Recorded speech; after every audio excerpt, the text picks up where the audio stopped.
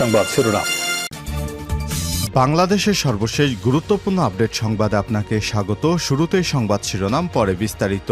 শুরুতেই জানিয়ে দিব, কয়লা সংকটে উৎপাদন বন্ধের আশঙ্কায় মাতারবাড়ি বিদ্যুৎ কেন্দ্র।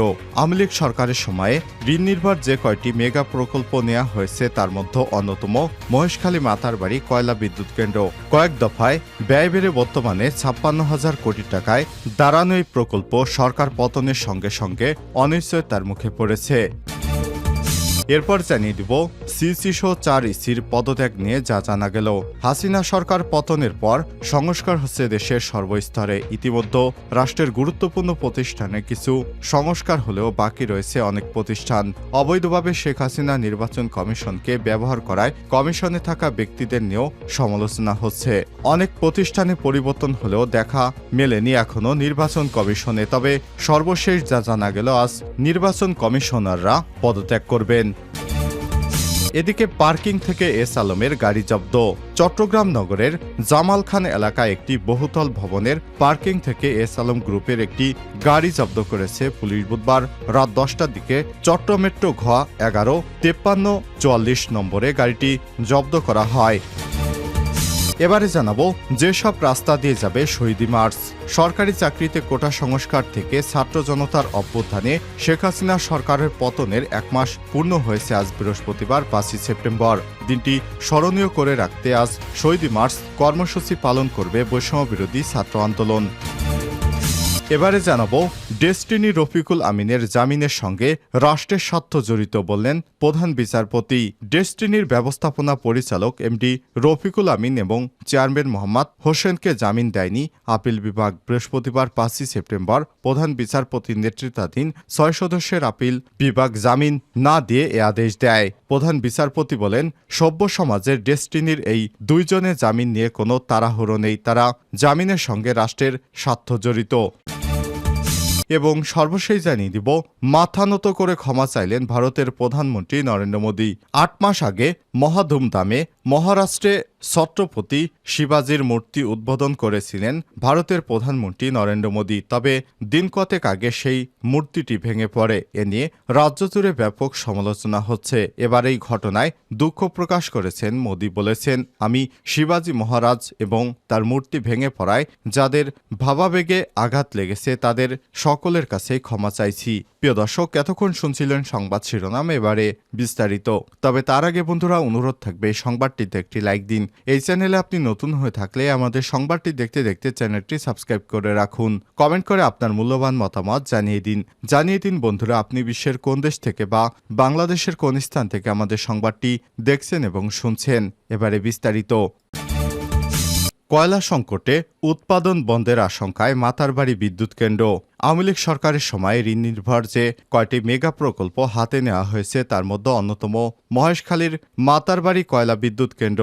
কয়েক দফায় ব্যয় বেড়ে বর্তমানে 56,000 কোটি টাকায় দাঁড়ানো এই প্রকল্প সরকার পতনের সঙ্গে সঙ্গে অনিশ্চয়তার মুখে পড়েছে। বর্তমানে 1200 মেগাওয়াটের 2টি কেন্দ্র পূর্ণাঙ্গভাবে উৎপাদনে থাকলে শীঘ্রই উৎপাদন বন্ধ হয়ে যাওয়ার আশঙ্কা দেখা দিয়েছে। সেই সঙ্গে নিরাপত্তা ঝুঁকিও বেড়েছে প্রকল্পটিতে। প্রকল্প সূত্র থেকে জানা গেছে, মাতারবাড়ি কয়লা বিদ্যুৎ প্রকল্পের 2টি কেন্দ্র 2023 সালের জুলাই এবং ডিসেম্বরে 2 দফায় চালু হয়। কেন্দ্রগুলো কমিশনিং করার জন্য জাপানের সুমিতমো কর্পোরেশনের মাধ্যমে আনা হয় 22,05,000 টন কয়লা। চুক্তি অনুযায়ী সুমিতমো কর্পোরেশন কয়লার সর্বশেষ সরবরাহ দেয় আগস্টের মাঝামাঝি সময়ে। তাদের সরবরাহ করা কয়লা থেকে আর অবশিষ্ট রয়েছে 2,80,000 মেট্রিক টন, যা উৎপাদন চালু রাখা যাবে মাত্র 1 মাসের মতো। নিয়মিত অনুযায়ী সুমিতমোর সরবরাহ করা কয়লা শেষ হওয়ার আগেই কোল পাওয়ার জেনারেশন কোম্পানি দরপত্র আহ্বানের মাধ্যমে কয়লা কেনার কথা থাকলেও শীর্ষ কর্মকর্তাদের দুর্নীতির কারণে কয়লা কেনা আটকে গেছে। আদালত পর্যন্ত গড়ানো বিষয়টি বর্তমানে রায়ের অপেক্ষায় আপিল বিভাগে ঝুলে রয়েছে।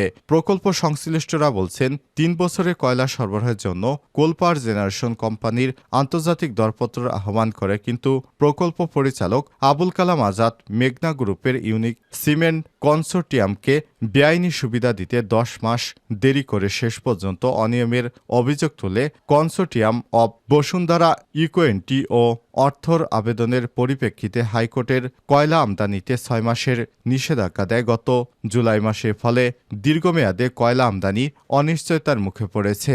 কয়লা বিদ্যুৎ কেন্দ্রের প্রধান প্রকৌশলী সাইফুর রহমান এবং তত্ত্বাবধায়ক প্রকৌশলী মনোয়ার হোসেন মজুমদার জানান, আইনগত বিষয়গুলো তাদের ঢাকা হেড অফিস থেকে দেখা হচ্ছে, তাই সেই বিষয়ে তারা জানেন না। তবে কয়লা না পেলে বিদ্যুৎ উৎপাদন বন্ধ করা ছাড়া উপায় নেই তাদের কাছে।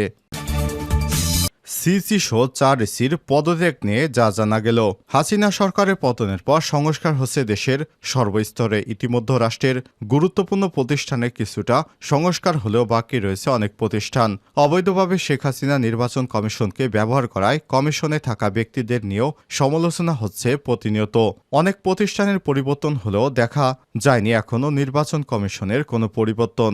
গতকাল বুধবার প্রধান নির্বাচন কমিশনার সিসি এবং 4 নির্বাচন কমিশনের পদত্যাগের কথা শোনা গেলেও শেষ পর্যন্ত তার করা হয়নি। তবে ধারণা করা হচ্ছে আজই পদত্যাগ করতে পারেন সিসি কাজী হাবিবুল আওয়াল এবং নির্বাচন কমিশনার ব্রিগেডিয়ার জেনারেল অবসরপ্রাপ্ত মোহাম্মদ আহসান হাবিব খান, বেগম রাশিদা সুলতানা ও মোহাম্মদ আলমগীর ও মোহাম্মদ আনিসুর রহমান। আজ বৃহস্পতিবার দুপুরে নির্বাচন সচিবালয়ে এক সংবাদ সম্মেলনে পদত্যাগের ঘোষণা দিতে পারেন তারা। এ বিষয়ে জানতে চাইলে সিসি গতকাল দুপুরে সাংবাদিকদের বলেন, এটা নিয়ে সংবাদ সম্মেলন হবে আগামীকাল অর্থাৎ আজ। সিসির এই মন্তব্যের কয়েক মিনিট পর নির্বাচন কমিশনের জনসংযোগ বিভাগ গণমাধ্যমকে জানায়, বৃহস্পতিবার দুপুরে কমিশন গণমাধ্যমের সঙ্গে শুভেচ্ছা বিনিময় করবে। নির্বাচন কমিশন অন্তত 2 শীর্ষ কর্মকর্তা জানিয়েছেন, সিসি 4 ইসির পদত্যাগের পর নির্বাচন কমিশন সচিবালয়কে তাদের পদত্যাগপত্র রাষ্ট্রপতি মোহাম্মদ শাহাবুদ্দিনের কাছে পাঠাতে বলবেন। ছাত্র জনতার অভ্যুত্থানের মুখে হাসিনা সরকার পদত্যাগ করে ভারতে পালিয়ে যান। গত 6 আগস্ট রাষ্ট্রপতি দ্বাদশ জাতীয় সংসদ ভেঙে দেন। নির্বাচন কমিশন কর্মকর্তারা জানিয়েছেন, ভেঙে দেওয়ার 90 দিনের মধ্যে সংসদ নির্বাচন অনুষ্ঠানের আনুষ্ঠানিক বাধ্যবাধকতা থাকায় নির্বাচন কমিশনাররা পদত্যাগের সিদ্ধান্ত নিয়েছেন। কাজী হাবিবুল আওয়ালের নেতৃত্বাধীন নির্বাচন কমিশন 2022 সালের 27 ফেব্রুয়ারি 5 বছরের জন্য কার্যভার গ্রহণ করে। পার্কিং থেকে এস আলমের গাড়ি জব্দ।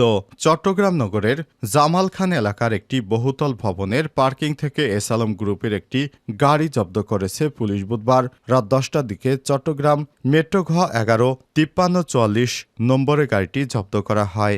বাংলাদেশ সড়ক পরিবহন কর্তৃপক্ষের বিআরটিএ নিবন্ধনে গাড়িটি এস আলমের মালিকানাধীন সোনালী লজিস্টিক্সের নামে নিবন্ধন করা। এছাড়াও ঠিকানা হিসেবে নগরের আসাদগঞ্জ এস আলম ভবনের ঠিকানা ব্যবহার করা হয়েছে। সংশ্লিষ্ট সূত্র থেকে জানা গেছে, গাড়িটি যে ভবনের নিচে পাওয়া গেছে ওই ভবনটি ল্যান্ডওয়ার হলেন কোতোয়ালি থানা বিএনপির সভাপতি মঞ্জুরুল আলম চৌধুরী। ওখানে 4টি গাড়ি ছিল এবং পুলিশ যাওয়ার আগে আরও 3টি গাড়ি সরিয়ে ফেলা হয়েছে বলে প্রত্যক্ষদর্শীরা জানিয়েছেন। কোতোয়ালি থানার ওসি ওবায়দুল হাসান জানান, এস আলমের একটি গাড়ি জব্দ করে গোয়েন্দা পুলিশ থানায় নিয়েছে। গত 29 আগস্ট মইজারটেক এস আলমের একটি কারখানা থেকে এস আলমের 14টি বিলাসবহুল গাড়ি মধ্যরাতে সরিয়ে ফেলার অভিযোগ উঠেছে বিএনপির 3 নেতার বিরুদ্ধে।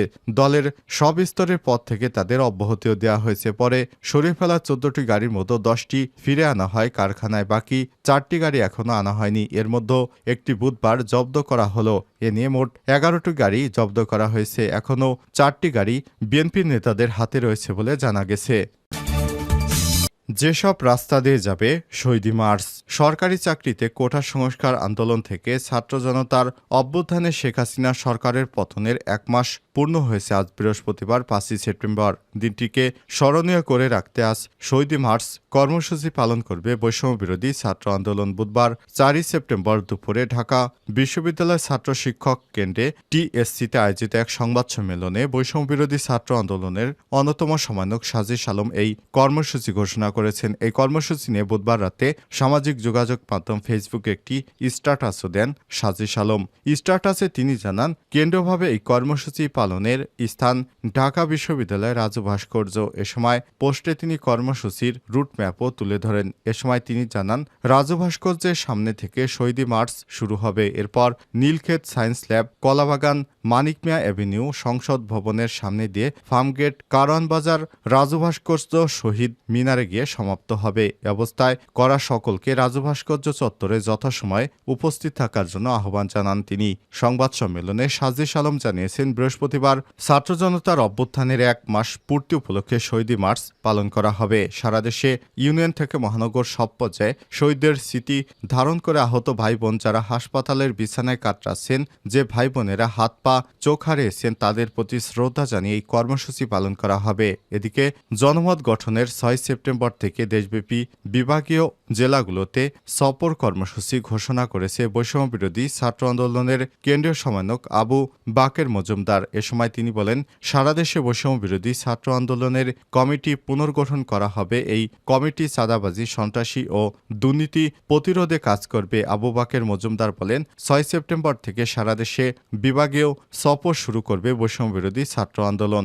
যে সফরে আমরা সারা দেশের ঘটনাগুলো শুনব, ছাত্র জনতা থেকে শুরু করে সব শ্রেণী পেশার মানুষের সঙ্গে কথা বলবো। এ সময় তিনি আরো বলেন, সারা দেশে ছাত্র প্রতিনিধিদের সঙ্গে কথা বলে ফ্যাক্ট ফাইন্ডিং কমিটি গঠন করা এবং বিভাগীয় জেলা পর্যায়ের কমিটির সদস্যরা চাঁদাবাজি ও সন্ত্রাস দুর্নীতি প্রতিরোধে কাজ করবে।